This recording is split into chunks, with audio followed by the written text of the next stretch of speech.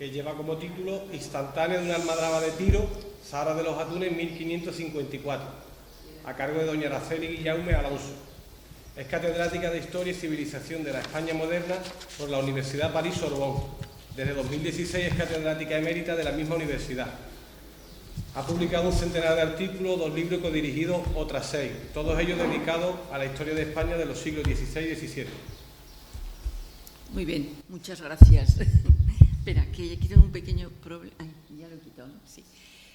Hola, buenas tardes. Muchas gracias por estar aquí. Muchas gracias a nuestro amigo y alcalde, don Agustín Conejo, verdaderamente amigo.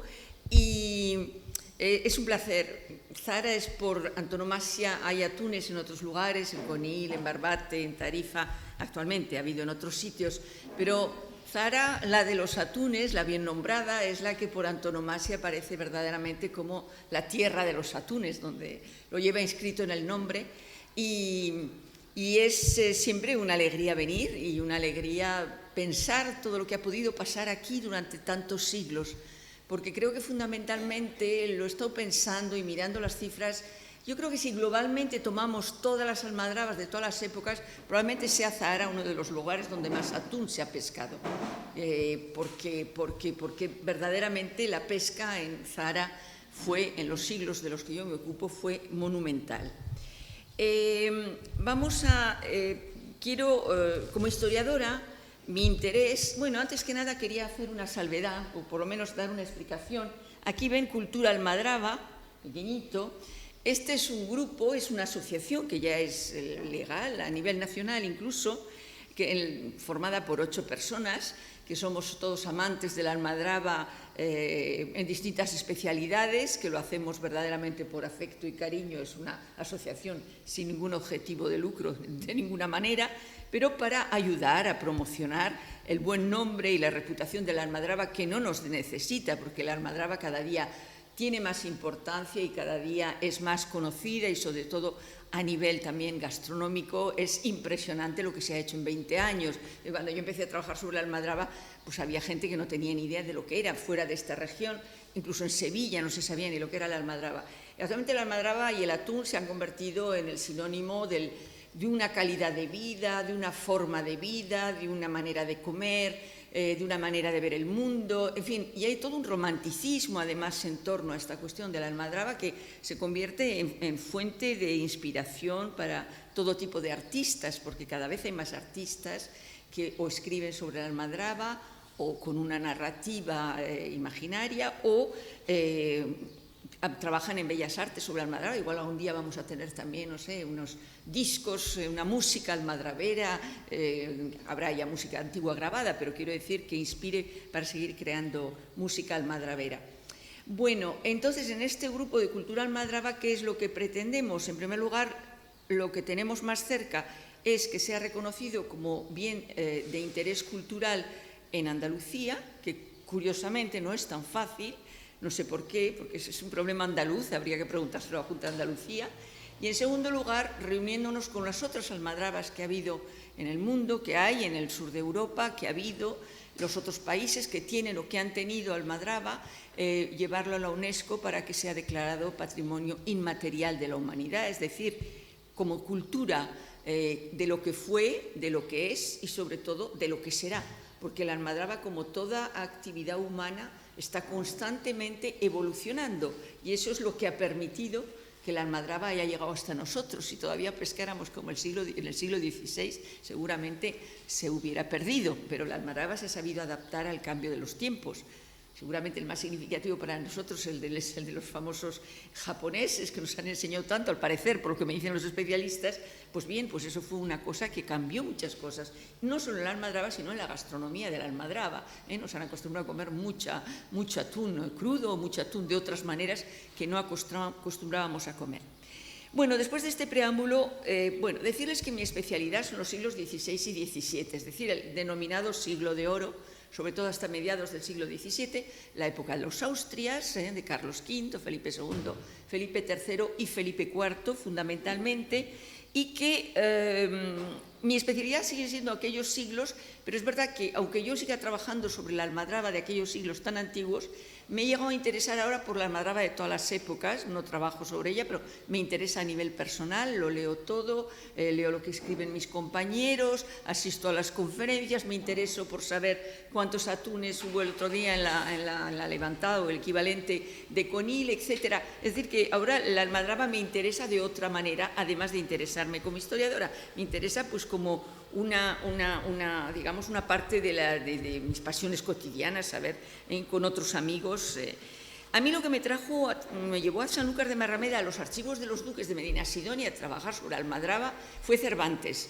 Fue Cervantes porque mi director era un gran cervantista y trabajamos sobre la Ilustre Fregona. La Ilustre Fregona, como yo lo dije aquí hace unos años, es la novela ejemplar, parodia de novela picaresca, nos lo han dicho esta mañana también, más que novela picaresca propiamente dicha, en la que realmente es la que da a Zahara sus cartas de naturaleza, en la medida en que estas dos mujeres que salen en la novela, Constanza y Zahara, uno de los dos jóvenes nobles que quieren venir a la almadraba, uno quiere venir y ha venido y ha estado, el otro quiere venir y no llegará nunca. Se queda en Toledo, efectivamente, donde encuentra a Constanza, y uno le dice al otro: yo tengo a Constanza, yo tengo a mi Fregona, tú vete con tu almadraba. Zahara aparece como el segundo, digamos, personaje de mujer en la Ilustre Fregona. Es el alter ego de alguna manera de la Fregona misma, y es una de las mujeres de las que está enamorado uno de los dos caballeros. Bien, a mí me trajo la Ilustre Fregona y mi director me dijo en París: bueno, pues usted vaya a ver qué hay de esto, porque claro, Cervantes escribe y cuando Cervantes escribe siempre hay algo detrás. Vaya a ver qué hay detrás de todo esto, no sé dónde estarán los archivos. Yo llegué a Sevilla, busqué y al final terminé en Sanlúcar de Barrameda en el archivo de la duquesa de Medinasidonia. Estoy hablando del año 86, es decir, que no es ayer, ¿no? Muchos aquí ni habrían nacido. Bueno, total, que en ese inmediatamente me quedé, yo diría más que asombrada, me quedé asustada de lo que podía haber en ese archivo, sobre todo y en particular sobre la almadraba, sobre lo que nunca había trabajado nadie entonces. Yo fui la primera, creo que fui la segunda, que otro chico antes, pero que no terminó su trabajo. Y luego ha habido mucha más gente que ha ido no a trabajar. Sí, Antonio Moreno Ollero no trabaja sobre los mismos documentos que yo. Él trabaja sobre una parte de una documentación y yo sobre otra. A él le interesa la almadraba vista desde Sanlúcar y a mí me interesa la almadraba vista desde la almadraba, bien sea la de Conil o la de Zahara.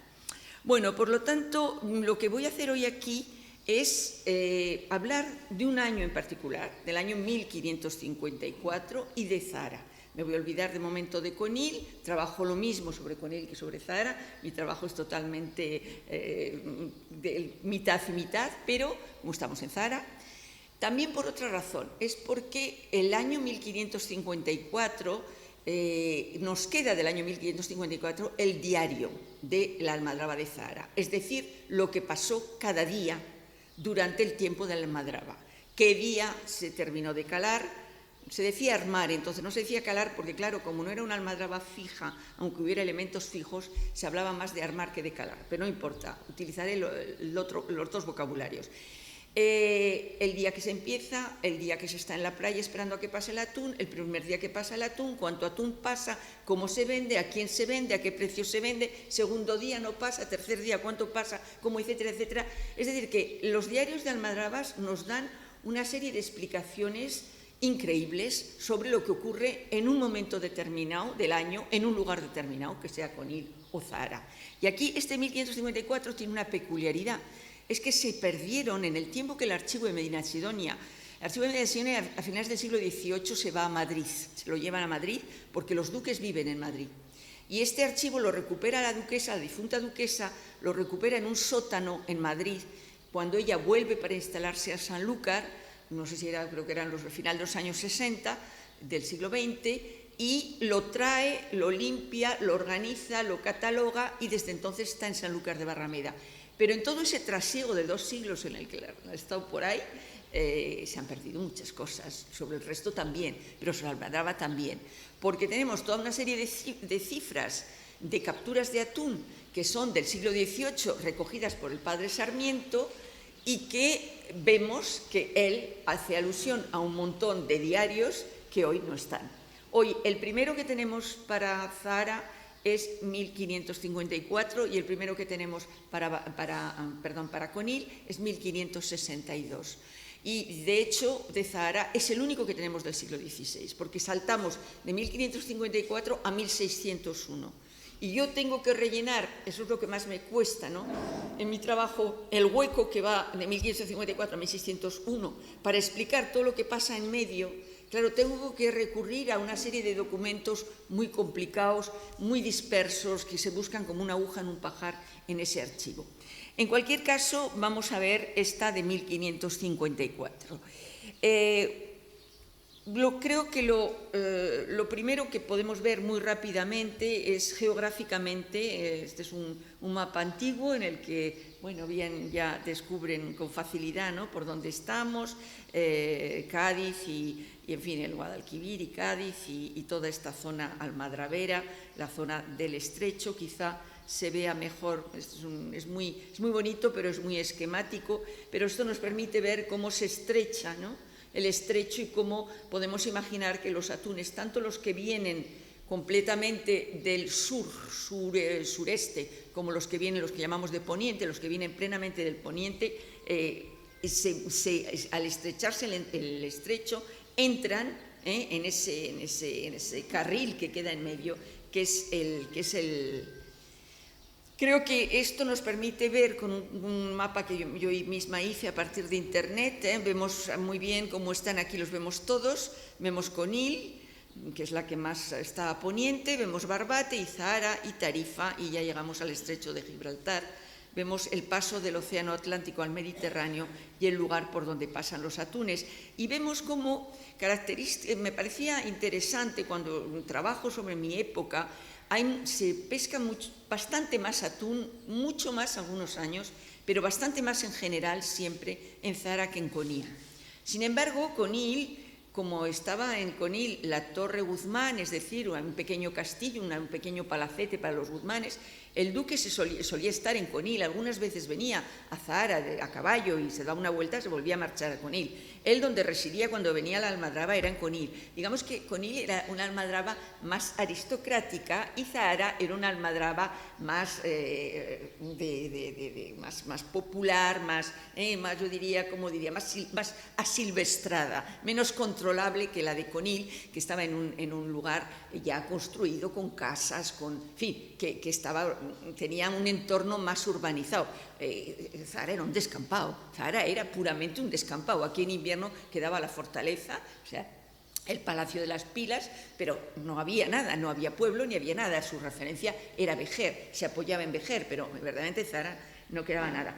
Y siempre me llama la atención ¿por qué? Bueno, creo que un capitán de Almadraba reciente me lo explicó un poco el otro día, habló y lo entendí, porque hay cosas que no han cambiado en el comportamiento de los atunes. Es que cuando los atunes que llegan por las costas de África del Arache tienen tendencia, los que llegan ahora, los primeros, quizá vengan más a Zahara que a Conil, que les queda más a desmano, y que a Conil vengan con más facilidad los que vienen de Poniente, y que los que vienen de Poniente vayan a todas, no lo sé. Es algo que resulta evidente, quizá porque Conil está más lejos del estrecho, pero en cualquier caso Zahara solía capturar mayor número de atunes. No había entonces almadraba en Barbate. En Barbate no había almadraba, y había almadraba en Tarifa, pero no era de los duques de Medina Sidonia, porque siempre se habla del monopolio, pero en realidad los duques de Medina Sidonia en el siglo XVIII tuvieron monopolio, pero en el XVI y el XVII ellos pretendían tener el monopolio, pero Tarifa lo explotaba el rey y no tenía la más mínima intención de dejarle el monopolio al duque. Lo que pasa es que en Tarifa, no sé si por cuestiones técnicas o por cuestiones humanas o porque lo había dado en arrendamiento y le contaban cuentos chinos, le decían que habían cogido 50 atunes cuando cogían 200, no lo sé. La verdad es que las cifras de Tarifa son muy inferiores a las de Conil y las de Zahara en los siglos XVI y XVII. Bueno, visto esto, quiero hablar desde dos puntos de vista. Uno, quiero explicar el contexto del año 1554, lo que yo denomino una almadraba y su circunstancia, porque los tiempos cambian, todo cambia, y entonces la almadraba también es lo que es en función de una serie de parámetros climáticos, técnicos, humanos, sociales, en fin, toda una serie de circunstancias, que son las circunstancias de un país y las circunstancias de una región. Y después veremos ya más particularmente datos de la almadraba de Zara a partir del diario, como acabo de decir. Bien, en el año 1554 les recuerdo que reina en España el emperador Carlos V, pero nunca está por Alemania luchando contra los protestantes y le deja al duque tranquilo. Es decir, que cuando el rey como Felipe II están mucho en Madrid o en Valladolid, donde esté la corte, a los señores que están lejos de la corte los tiene mucho más vigilados. Pero claro, Carlos V, que anda todo el tiempo por Europa, pues el duque de Medina Sidonia le cae muy lejos, y el duque de Medina Sidonia tiene en ese momento una autonomía que no ha tenido siempre, incluso en materia de almadrabas y naturalmente en materia de sal, que esa es la madre del cordero, si puedo decir así. Entonces, en el ducado todo va muy bien. El duque es un hombre de 48 años, que no va a vivir muchos más, pero que ha llegado a un punto, tiene un gran equilibrio con su esposa, que es una mujer muy inteligente, Ana de Aragón, y los dos han creado, creo yo, que han llegado a un nivel técnico, han conseguido entre 1525, que tenemos el primer diario de Almadraba, 1524, ellos llegan y se instalan, se van de Sevilla y se instalan definitivamente en Sanlúcar, para vigilar el puerto de Sanlúcar y las almadrabas. Y a partir de 1525 imponen el diario, es decir, los diarios de almadrabas los impone el sexto duque, hace obligatorio que el tesorero que está en la almadraba escriba todos los dineros, todo el dinero que cobra, todo el dinero que gasta, todo lo que pasa, todo lo que sucede, no solo para que quede una memoria de la almadraba, sino para que también el duque pueda saber exactamente lo que pasa, porque él está un poquito lejos, y si está en Conil no está en Zara, no es que estén tan cerca, tampoco Conil y Zara, sobre todo en aquella época. Por lo tanto, la situación es buena, la situación de Castilla no es mala todavía en los años 54 y llegan muchos bienes de América, llegan muchas cosas de América y el ducado de Medina Sidonia vive un momento de esplendor. Y podemos decir que a pesar de las diferencias sociales, en España, en Castilla, el reino de Castilla, la corona de Castilla, que es a la que pertenece Andalucía, goza de bienestar. El emperador, como siempre, necesita dinero para sus guerras desde lejos. Ya se da cuenta de que hay un problema con la sal. Él quiere crear un estanco de la sal para imponer un tributo. Lo vimos ayer con Antonio Moreno Ollero, para imponer un tributo, pero de hecho no lo hace. No lo va a hacer hasta 1562. Por lo tanto, en 1554 estamos todavía en los años felices en los que el duque de Medina Sidonia produce toda la sal que le parece que tiene ganas que consigue producir para todo el atún que puede pescar y no da cuenta ni paga tributo de eso a nadie. Él lo vimos. El sexto duque, dentro de su aspecto técnico tan importante, de la misma manera que cambia muchas cosas en la almadraba, va, por ejemplo, lo dijo ayer Antonio, va a crear muchos tajos de salinas cerca, en Vejer, en Chiclana, en las tierras del duque, también, y eso no lo dijo, para no depender del puerto de Santa María, que es del duque de Medinaceli. Y hay claro, él tiene mucho atún, en 1554 pesca mucho atún, pero el atún sin sal no es nada, porque no se puede conservar más allá de 24 horas, y todavía en pleno verano 24 horas es mucho.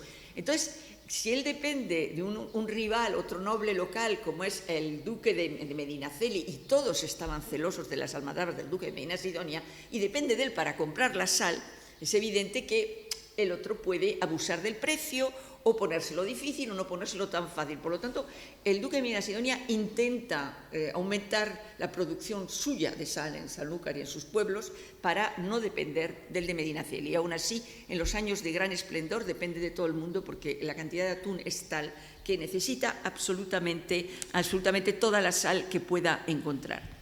Bien, vamos a ver un punto que es importante. En 1551 el mismo duque, ya viendo cómo va aumentando la cantidad de atún desde 1525 y de manera exponencial desde 1540, y ahora les daré las cifras, da unas instrucciones muy claras de lo que hay que hacer. En primer lugar, da instrucciones el capitán de Zahara prohibiendo terminantemente que el atún que está en las pilas, en sus pilas, en su chanca, salándose, que se venda ya troceado y salado. No, a él no le importa venderlos enteros en fresco, porque así son atunes, si se pudren no son de él, los vende enteros y vende la sal y la vasija, como ya hemos dicho varias veces, es decir, los recipientes que permiten comercializar y manufacturar y comercializar el atún. Por lo tanto, él vender el atún así, muy bien. Vender el atún que él ya ha preparado con su mano de obra y que ya está así, no, ese no lo quiere vender en el sitio de la almadraba, ese prefiere llevárselo en invierno, irlo vendiendo a lo largo del año en Barbate, en Vejer, en Sanlúcar de Barrameda, llevarlo a Sevilla y va a todos lados. Y en las mismas instrucciones dice que ha dirigido escritos a las autoridades y al alcalde mayor del Reino de Sevilla y también al del antiguo Reino de Granada, para que autorizan todos que se pueda descargar y cargar, fondear todos los barcos del duque con sus atunes en los puertos de Sevilla, Cádiz, el puerto de Santa María, Conil, Zahara, Málaga, Marbella, Almería, Mazarrón, Murcia. Quiere decir que estos puertos no van a cobrar ningún tributo, no hay ninguna fiscalidad sobre el atún que vende el duque. Esto nos muestra este poderío inmenso del duque, que puede ir a vender atunes al puerto de Murcia sin que el responsable de Murcia o el ayuntamiento de Murcia, el Consejo Municipal, le cobren ningún tipo de tributo ni de impuesto.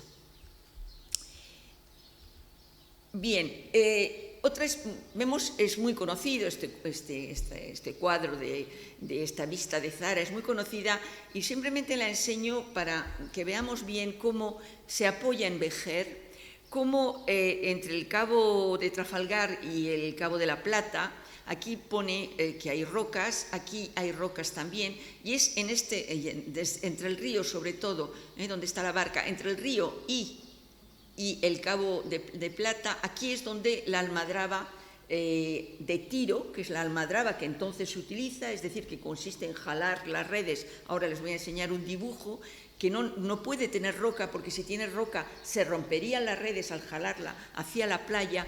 Ahí es un lugar idóneo para instalar la almadraba. Y es una característica de Zahara. Tiene este Palacio de las Pilas, que es impresionante, que cuando lo vemos ahí parece tan grande alrededor de todo lo que hay. Este es el Castillo de Santiago, donde se deja en invierno el atún y la sal y los enseres que no se han utilizado, porque esto es un descampado y en invierno esto se queda muy vacío y tienen miedo de que les roben. Entonces lo dejan aquí más cerca de Vejer. En realidad está más cerca de Vejer de lo que parece en el dibujo. Y vemos que este Palacio de las Pilas, que pronto creo que vamos a recuperar, o Zahara va a recuperar, no sé lo que hará con su Palacio de las Pilas o lo que queda, es descomunal comparado con este descampado que hay alrededor, donde no hay absolutamente nada. Y es en el interior de este Palacio de las Pilas donde se desarrolla absolutamente toda la actividad que depende del duque. La que no depende del duque, esa se hace fuera, debajo de chozas o de enramadas y cosas de estas. Bien, algunos ejemplos de atunes, porque creo que es lo que interesa a todo el mundo, en los años anteriores. Cuando los duques llegan, en 1525, se pescan ese año 10.662, ya lo he dicho muchas veces, yo no tengo pesos. En mi época no hay nunca ningún peso. En 1525 se pescan 10.662 atunes en Conil, 16.141 en Zahara, vemos que hay una diferencia considerable, pero que Conil compensa porque ese año se arma Conilejo en Castelnovo al lado y que por lo tanto esos 4.000 y pico podemos añadirlos a Conil, lo que le acerca mucho del resultado de Zahara. Total, que al final hay 31.245 atunes. Esto es cuando llegan los duques. Cuando se instalan ya en Sanlúcar y a partir de ahí deciden que van a vivir siempre en Sanlúcar. Van a Sevilla de vez en cuando, pero ya no viven en Sevilla. Esto va progresando, no he cogido todos los años, porque tengo todos los años, pero he pasado de un año a otro, porque 1540 es un año muy significativo. Esa cifra de 82.074 de Conil, si pongo una cruz, es porque en realidad ese año dan una cifra global. Los dos están en uno y cuando decimos 82.074 pone en el documento que comprende Conil y Zahara, es decir, que son los dos reunidos, no sabemos qué parte para cada cual. Es decir, que vemos que pasamos, no se arma Conilejo ni Santipetri, y vemos que pasamos de entre 31.245 a 82.074 atunes, lo cual es monumental, o sea, quiero decir, en términos de pesca es monumental. A partir de 1540 las cosas verdaderamente son, el crecimiento es, ya digo, exponencial. En 1549, solo 9 años después, en pleno esplendor de la pareja del sexto duque y de Ana de Aragón, que bueno, siembran caña de azúcar en el coto de Doñana, ponen retinto aquí, son totalmente innovadores y son también innovadores en materia de almadraba, es decir, que hacen progresar, buscan gente con pericia, buscan gente que realmente sepa remar, que realmente, en fin, que tengan unas competencias como marineros, no el primero que pase por ahí lo cojo y lo subo al bote, no, tienen que tener unas competencias. Entonces ya vemos que ahí llegan a 102.643 atunes, lo que es desorbitado. Nos tenemos que dar cuenta, luego más adelante daré más detalles, pero claro, no deja de ser una cantidad de atún que hay que manejar en muy poco tiempo. Ya veremos que, bueno, en el año 54 la almadraba dura más, dura 55 días, pero hay años que dura 45, 50, en primer lugar porque dejan de pescar, el atún sigue pasando y dejan de pescar porque no queda sal, porque no hay sal y sin sal el atún no sirve para nada, para pudrirse en la playa y nada más. Y en 1554 no tenemos el ejemplo de Conil, solo tenemos el de Zahara, no son los dos, se ha perdido Conil, y vemos, en el 52 sí tenemos los dos reunidos, 99.000, y Santipetri hacen algunas veces pruebas, pero vemos hasta qué punto Santipetri es poca cosa a lo de los otros dos, ¿no? Y llegamos a 107.000, y si multiplicamos en el año 54 52.000 por 2, si hubiera funcionado también Conil, pues hubiéramos llegado también a una cifra muy parecida, es decir, 100.000, 110.000 atunes. Por lo tanto, hemos pasado al triple, o sea, se pesca el triple de lo que se pescaba 30 años antes. En 30 años se pesca el triple, ¿no? Entonces, esto hay que achacarlo a muchas cosas. En primer lugar, pasa mucho atún. Igual antes pasaba y no se sabía pescar, pero desde luego para poderlo pescar tiene que pasar, porque si no pasa no se puede inventar. Por lo tanto, lo primero que podemos comprobar es que pasa mucho atún. Lo segundo, que tienen la capacidad técnica y humana para poder interceptarlo y pescarlo con esta pesca, que es una pesca como la de ahora, que intercepta el paso, pero que es una pesca físicamente todavía quizá, sí, me parece a mí, más brutal, en la medida en que, lo vamos a ver, cada bol, es decir, cada red de buche que se va a llevar cada red de jávega que se va a jalar hacia la orilla, que lo van a jalar 500, 600 personas hasta la orilla, puede haber dentro 4 toneladas de pescado, 5 toneladas de pescado, quiere decir que es algo absolutamente impresionante, que exige un trabajo frenético, brutal y de todo. Ese es el esquema que quería enseñarles de cómo funciona la almadraba de tiro, que a mí es la única, que como es la de aquella época es la que me interesa, pero no olvidemos que en aquella época en Sicilia se está pescando con la siciliana, es decir, con la almadraba de buche o monteleva, parecida, el mismo espíritu que las que hay ahora. Sin embargo, en Conil, en Zahara, en las almadrabas del Duque, siempre se pesca hasta mediados del siglo XVIII o incluso finales en el caso de Zahara, siempre se pesca con estas dos redes concéntricas, es un esquema, se hacen las barcas a la mar cuando desde la atalaya se ve llegar el atún, se hacen las barcas, rodean con una primera red y otra red concéntrica exterior más fuerte para que el atún no se pueda escapar con todo un sistema muy complejo, porque a pesar de que parezca sencillo, porque está muy simplificado, es un sistema muy complejo. Lo vemos en este famoso cuadro, en este famoso dibujo que está en el archivo y que no se suele explicar bien. Me preguntaba Eva hace un tiempo cómo lo leía. Es que hay que leerlo en dos partes, y yo diría casi en tres. Es decir, tenemos lo que está en oscuro es el mar, y lo que está claro es la arena, ¿vale? Y es como si echáramos una línea aquí, y veamos solo primero la parte de abajo. En la parte de abajo, ¿qué tenemos? Dos fases. Tenemos la atalaya que está aquí, han visto llegar el cardumen o el banco de atunes y han movido la toca, que es una tela blanca, y todo el que lo lleva la vemos aquí es la toca, y se han hecho a la mar y han empezado a rodear el bol de atunes. Y esto nos muestra la segunda fase, cuando ya una vez rodeado lo van jalando hacia la playa, las carretas están listas para subir el atún a las carretas, llevarlas a la chanca, todo está muy estilizado, no era exactamente así, las distancias eran mayores, tenemos a los cloqueros aquí con el bichero, el cloque, como se decía entonces, y tenemos aquí alrededor de la mar o el arraez, probablemente el arraez, y los armadores que están dando órdenes. Bien, el de arriba es otra historia, el de arriba es lo que llamaban un boli-bolichada, es decir, cuando llegaban al mismo tiempo dos boles seguidos. ¿Qué pasaba? Llegaba un primer bol de atunes, por eso se llamaba de boli-bolichada, era muy complejo,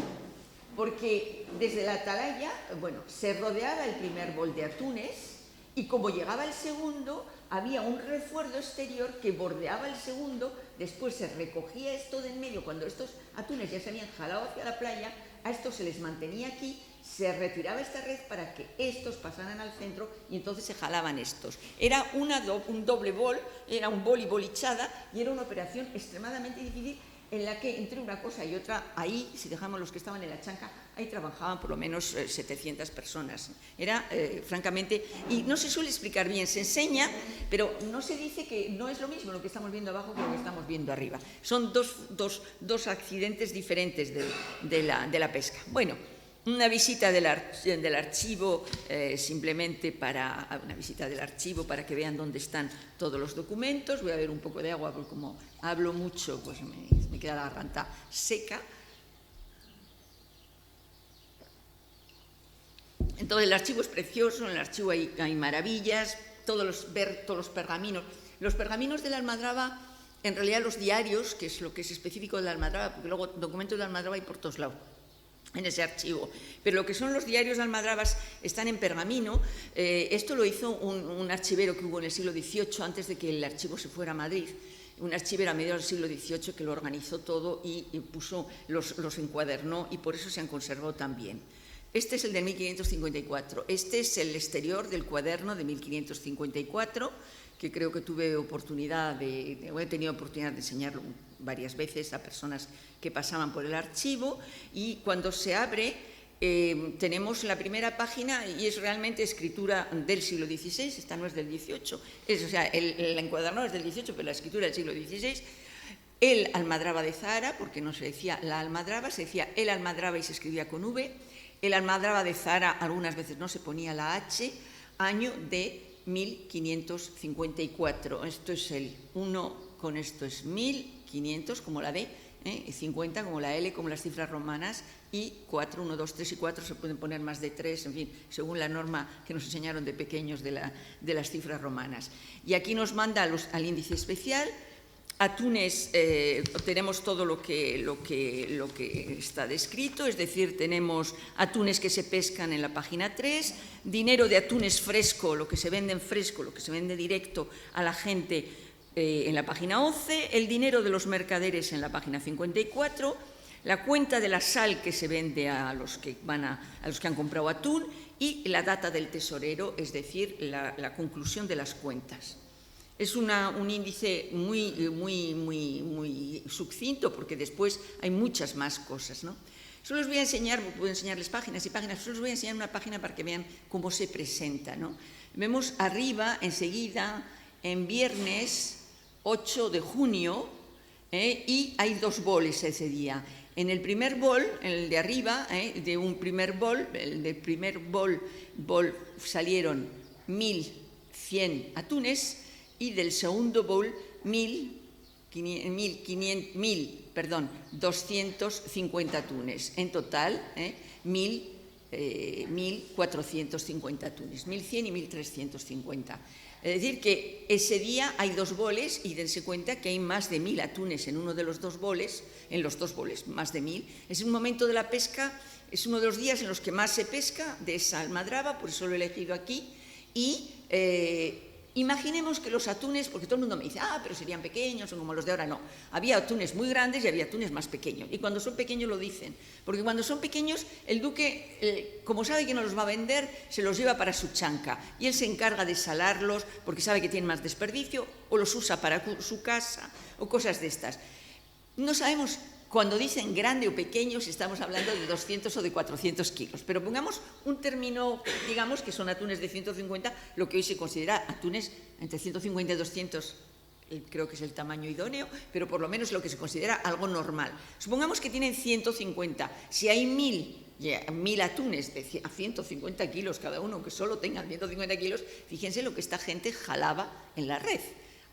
Mientras no habían muerto, hasta que los acercaba a la orilla, y en la orilla los cloqueros acababan con ellos. Era muy sangriento, ¿eh? Eso no estaba hecho para corazones, digamos, sensibles. Bien.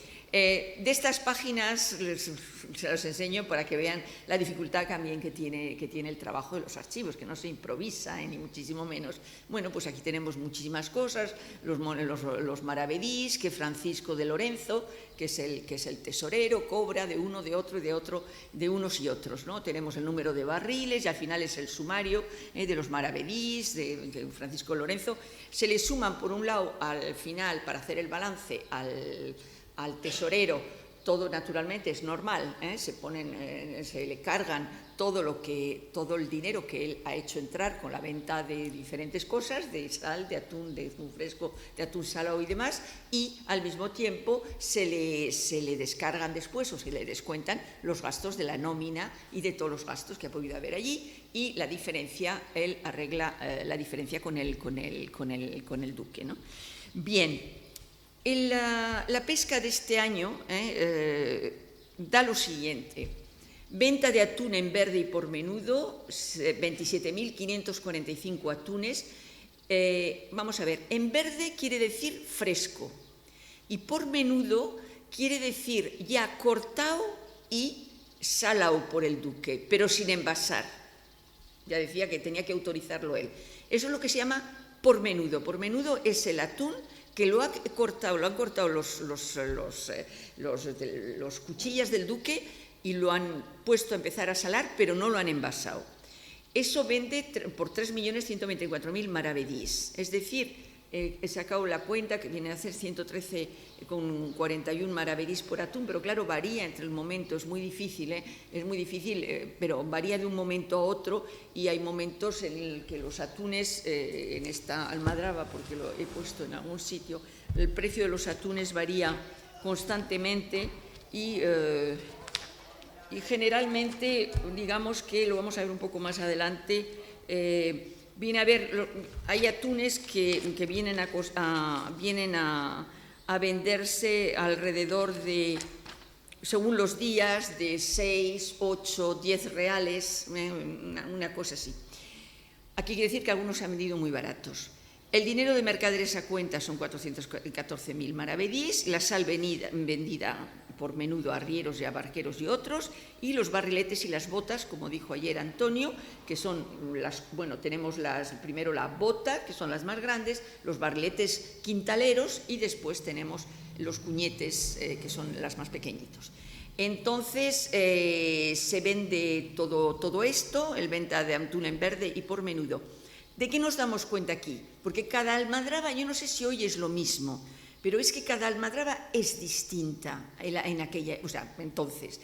No se parecen dos almadrabas, se parecen, pero no son idénticas. Por ejemplo, este año, por razones estratégicas que no me explico y no sé por qué, prácticamente la mitad de los atunes se venden en verde y por menudo, lo que quiere decir que el duque solo se reserva la mitad de lo que ha pescado para embarrilarlo él y venderlo o exportarlo, como hacía con sus propios barcos, por el Mediterráneo. Es decir, que de lo que se pesca ese año, estamos en el año 1554 y he dicho que en el 1554 se pescan 52.663 atunes, si 27.545 se venden fresco, es decir, como se acaban de pescar, o en menudo, un poco en menudo, no muchos, bueno, pues quiere decir que el duque, al contrario de lo que se suele decir, no ha metido en su chanca más que la mitad de los atunes que se han pescado y no va a utilizar para su uso, para su venta, para su comercio personal, más que la mitad. La otra mitad se ha deshecho del problema. Pero que haga esto en Zara no quiere decir que haga lo mismo en Conil. Los mercaderes iban con más frecuencia a Conil. ¿Por qué? Porque por atún y a ver al duque. Iban a Conil porque al mismo tiempo que iban a Conil veían al duque de Medina Sidonia. Y los mercaderes les encantaba codearse con el duque, que les invitara a la mesa del duque o los agentes del duque. Y Zara era mucho más, ya digo, asilvestrado. A Zara los mercaderes elegantes, catalanes, mallorquines, les costaba mucho más venir que a Conil. Algunas veces hay tanto atún en Zara que se manda a Conil, porque en Conil hay una demanda que en Zara no hay. O sea, que sí hay una relación entre los dos, pero que normalmente tendrían que haber sido completamente autónomos.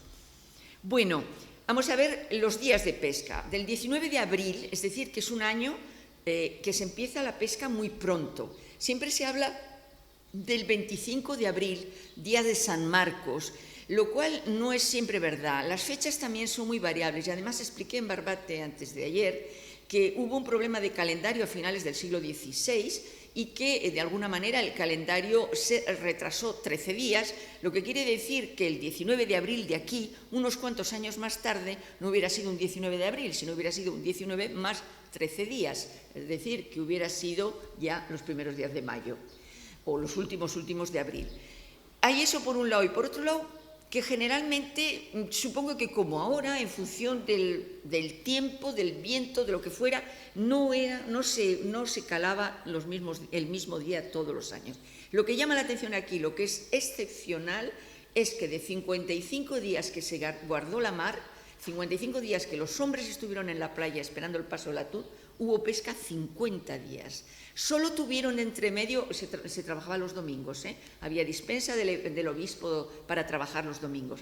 Solo tuvieron en medio de 55 días de un trabajo tremendo, 5 días de descanso, 5 días sin atún, y entre ellos el día del Corpus, donde dicen que el día del Corpus, que caía a primeros de junio, cuando se pescaba muchísimo, dice el diario, el día de Corpus hubo tormenta y no se pescó. Bueno, yo creo que la tormenta vino bien o se la inventaron porque seguramente los almadraberos estarían, sobre todo los de la cuerda, estarían a punto de plantarse y no querer ir a trabajar porque llevaban mucho tiempo trabajando, y la excusa del día del Corpus, que era una fiesta muy celebrada en la Almadraba, pues fue lo que les dio la excusa para ese día, para no ir a trabajar y sobre todo para tener un día de descanso.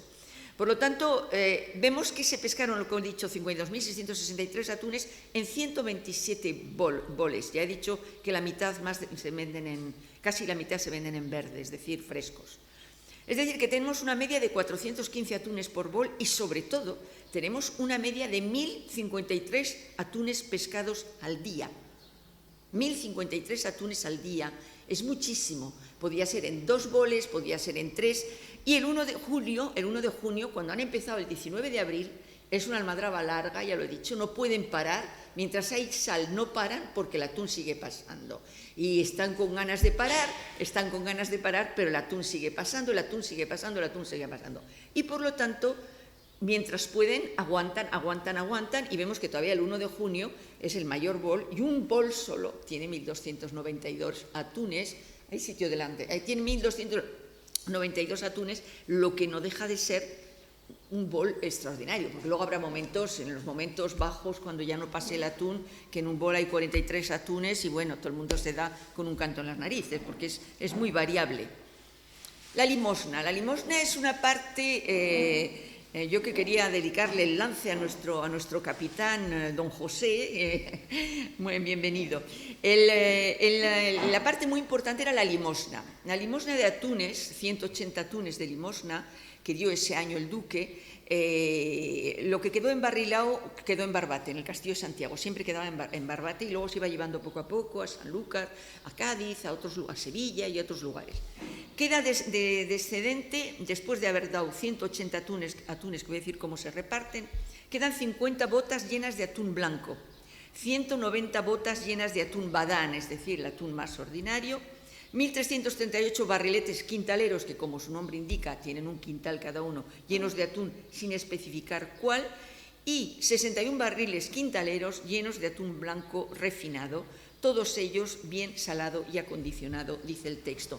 Esto para que se den cuenta de que estos textos son verdaderamente, no hay en Sicilia, no hay en el sur de Francia, no hay en ningún lugar, no lo digo por mí porque yo no soy propietaria de estos textos, simplemente los utilizo para trabajar, no hay en ningún lugar una memoria de la humanidad, una memoria de la pesca tan precisa, ¿cómo diría yo?, tan exacta como la que tenemos para las almadrabas de Conil y Zara en los siglos XVI, XVII y XVIII. sobre todo en el siglo XVI y XVII, es una memoria, es impresionante, porque si en un momento determinado, aquí no me ocurre en esta de Zara, pero en un momento determinado, no sé, le tiran de la red y sale un ancla, o tiran de la red y sale yo no sé qué otro pez, pues lo dicen, o si en un momento determinado no se puede pescar, me explican no solo que no ha pasado atún, sino que es normal porque hay un viento del sur o de no sé, no, el viento de poniente, que el agua está turbia, en fin, ellos explican por qué.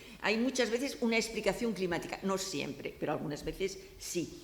En todos los casos hay mucho detalle. Por ejemplo, en este siglo XVI tan brillante, con tantísimo atún, vienen mercaderes del sur de Francia, de Narbona, de muchos sitios, porque aquí se pesca tanto que a mí creo que no les llegaba tanto como les había llegado con anterioridad. Y ellos tenían unas costumbres alimentarias, querían atún, porque había una demanda grande de atún.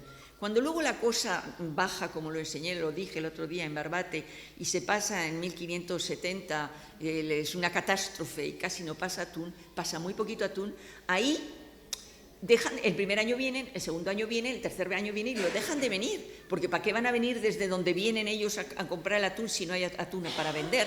Pero en estos años 1554 es un año muy brillante. Esta es la vista que todos conocemos, que hemos visto también esta mañana. Es la vista de Zara, creo que es este documento de 1567 de este viajero extranjero Van Wingaerd.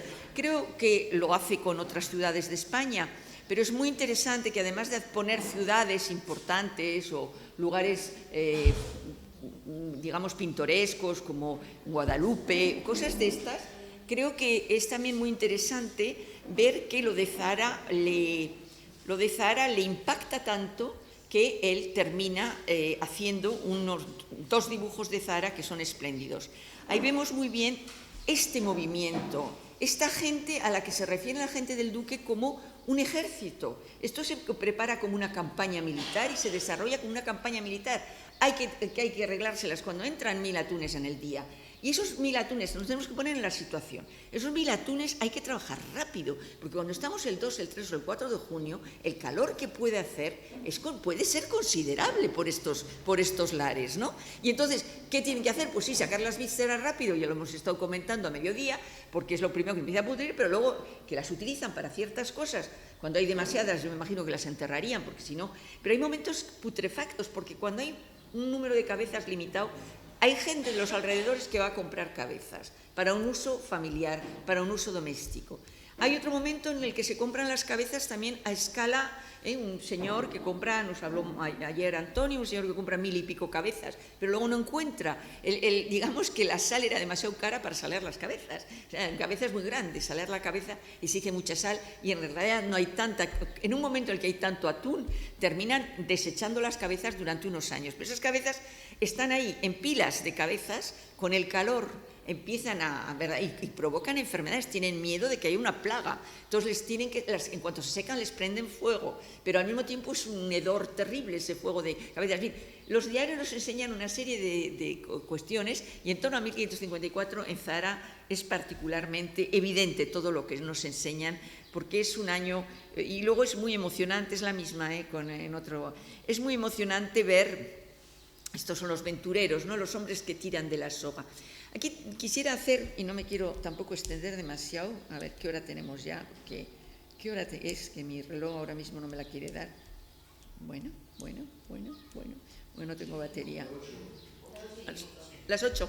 Sí, y 5, vale, 5 minutos. Este detalle del dibujo que hemos visto antes son los ventureros, son los hombres que tiran de la cuerda. Son estos hombres que han sido la base de esta picaresca, en particular en los escritos del padre León y demás.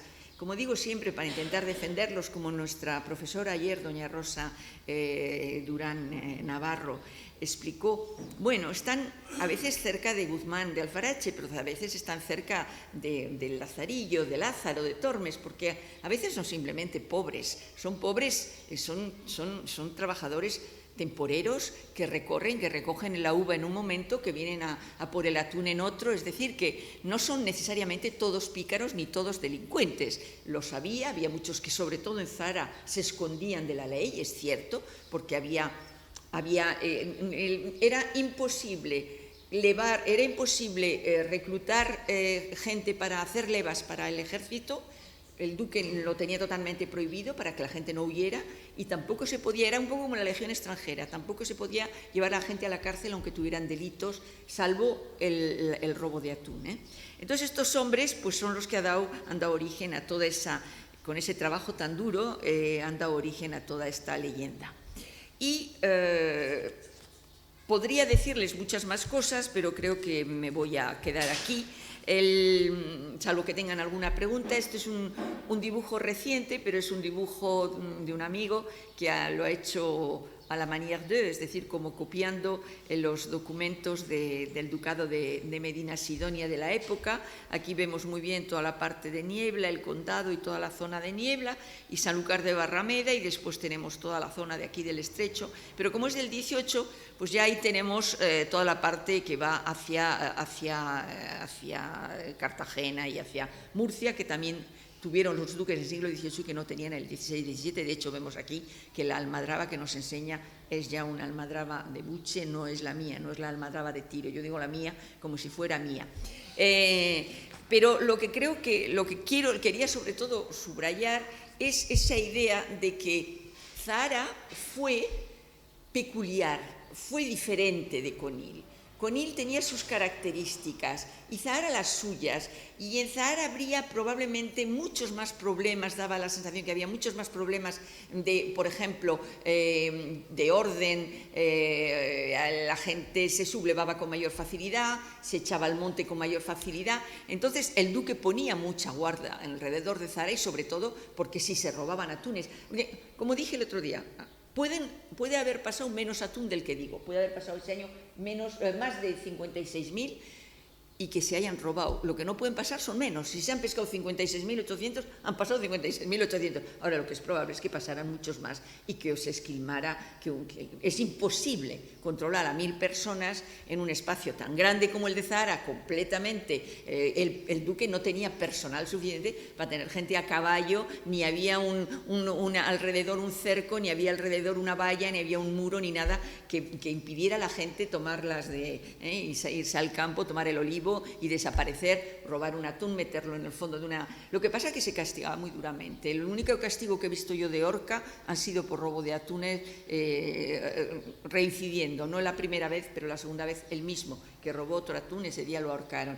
Pero es decir que había una ley, pero que era una ley específica de los días de la almadraba, en el tiempo de la almadraba, que dependía totalmente del duque de Medina Sidonia y de su representante en el lugar, que era el capitán, la máxima autoridad civil, política y militar y pesquera dentro de la almadraba. Muchas gracias.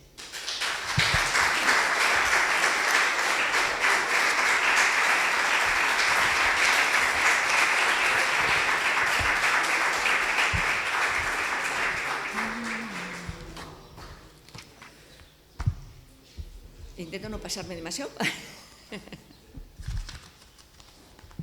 Y si alguien quiere preguntar algo, preguntáis. Me toca.